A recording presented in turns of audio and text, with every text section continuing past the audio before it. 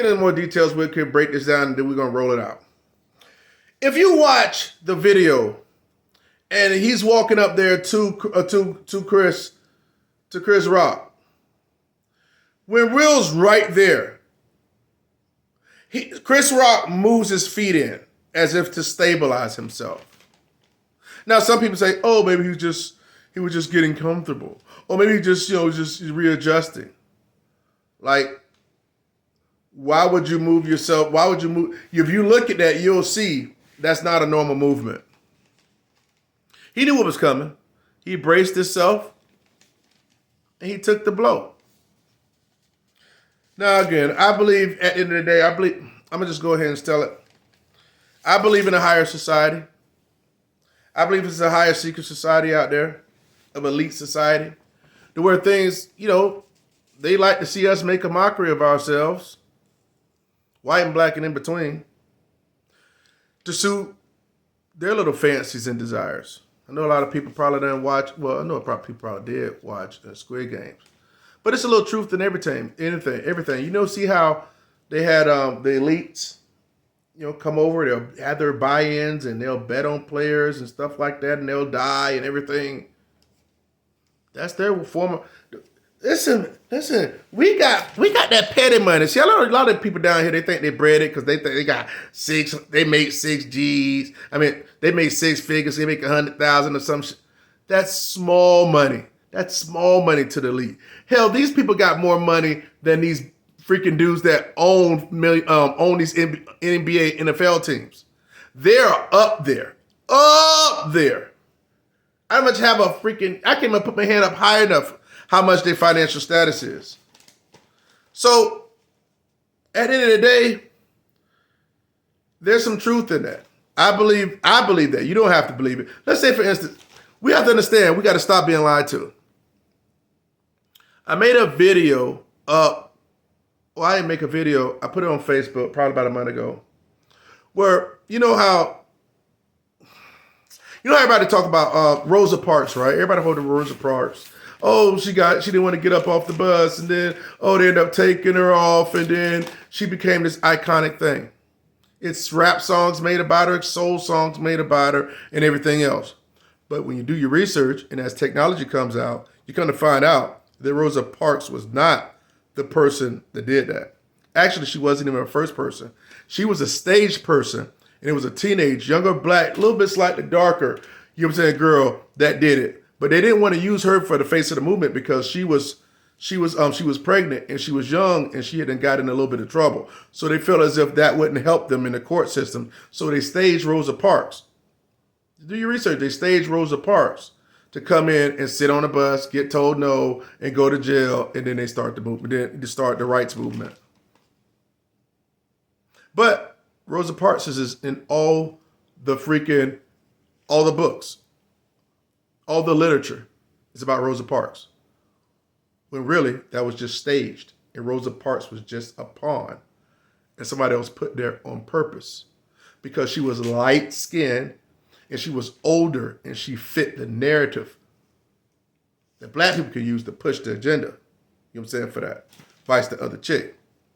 That was only 60 years ago, people. Let's think about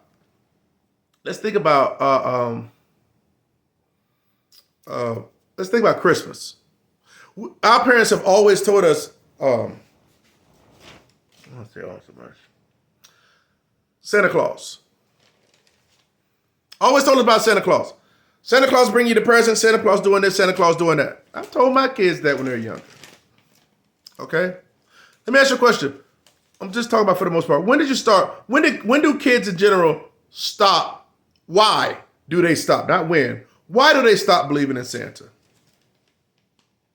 They stop believing in that narrative, not because their parents told them to, or they told them, no, it's not true. They stopped believing in that narrative once they grew out of it and they started to know better. Am I wrong? Am I wrong? Once we learned that, this is fishy. There ain't no Santa, mama. We had to grow mentally out of it, or they would have kept forcing it on us, because that's just how you do. You feed these white lies, and no matter how, you have to grow out of it. No, same way with seeing what things that are around us. All right? So, if you think this is real, anybody, if you think this was real, that happened between Chris Rock and Will Smith, then congratulations. You were the target audience for the Fiasco. Congratulations, you made it. You freaking made it. I'm sure your certificate's in the mail. You know, keep my wife's name out your mouth. Keep my name out. You know, he was just staying in line with the narrative of the movie. You know, King Richard, Venus and Serena's dad, that was in the little movie. You know what I'm saying? That he was portraying the part, protecting his family and doing what he had to do. It was the same narrative. It's the same narrative, doing what it has to be done to take care of your family. You know, so let me ask you a question. We're going to close this down. So this is probably part 2. But let me ask you a question.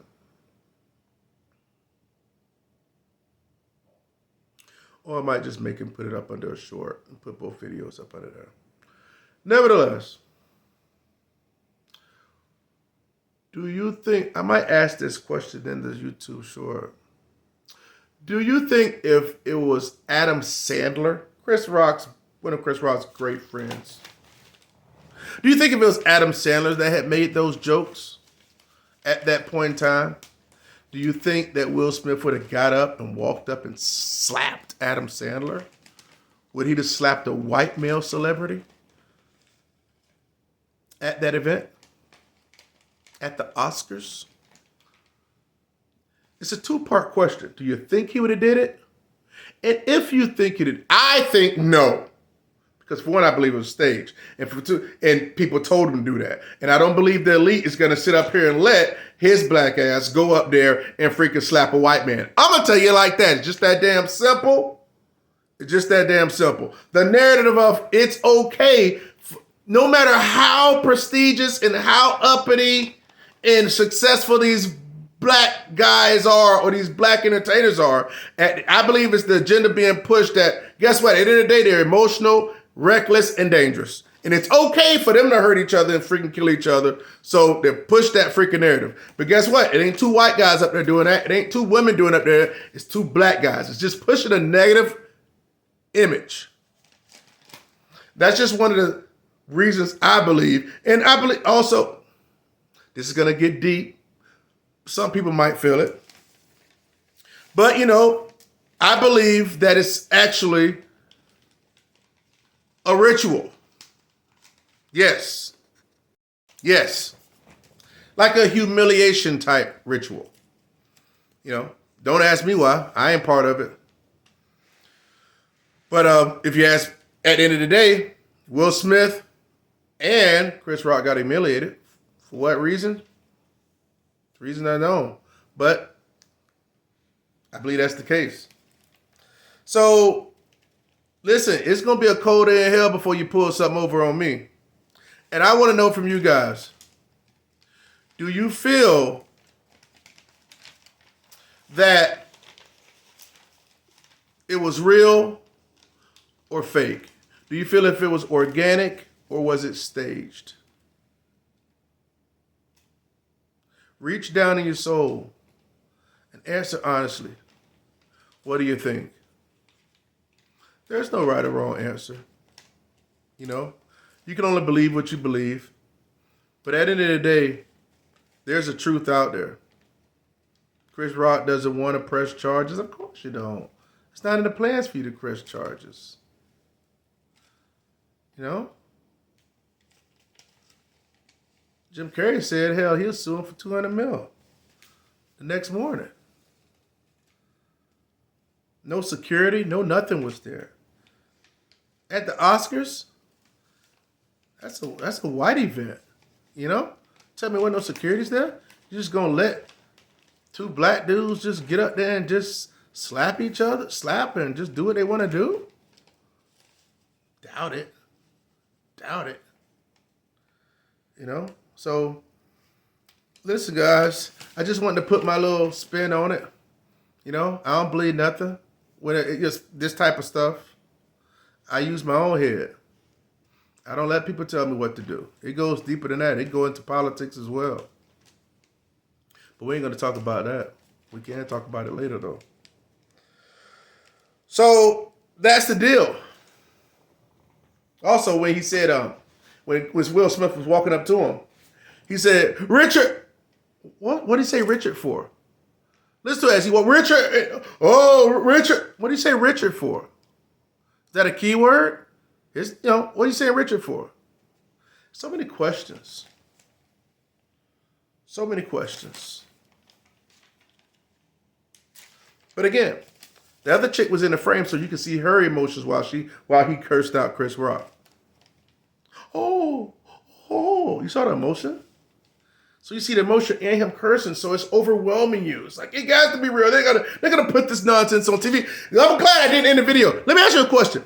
What happens? Remember back in the day when people used to get on the field and go streaking? We notice in football now, whenever it happens in football, on the NFL, they'll like pan to the score. You know, it'll be like, oh, I'm okay.